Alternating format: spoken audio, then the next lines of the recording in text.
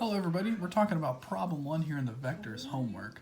I wanted to make sure I had enough room to show everybody, so I did it on a separate sheet of paper, but we have the question up here along with the directions. So they want us to write the vector v in terms of unit vector I and unit vector j, and then find the magnitude of them.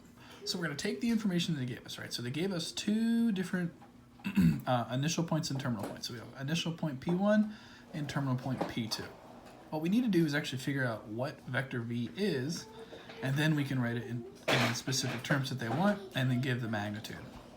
So the vector from the notes we learned is x2 minus x1, so that's 6 minus a negative 4, and then y2 minus y1, so that's 2 minus a negative 4. Vector is going to give us 6 minus a negative 4 is 10. 6 minus a negative 4 is going to be, 2 minus a negative 4 is 6. Kind of gave the answer out there. So now that we know what the vector is, we can actually write it in the form of the unit vectors I and j. So this is going to give us 10i, and then plus 6j.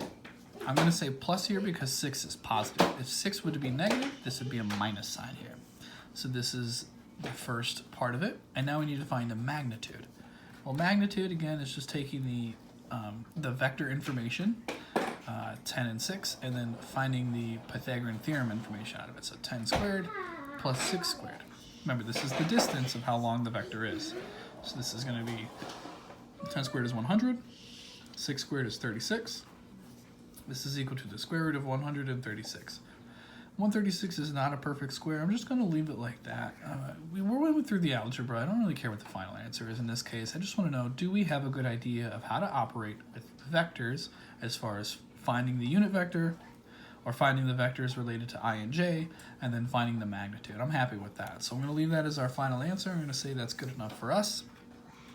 I hope this makes sense to everybody, and let me know if you have any questions.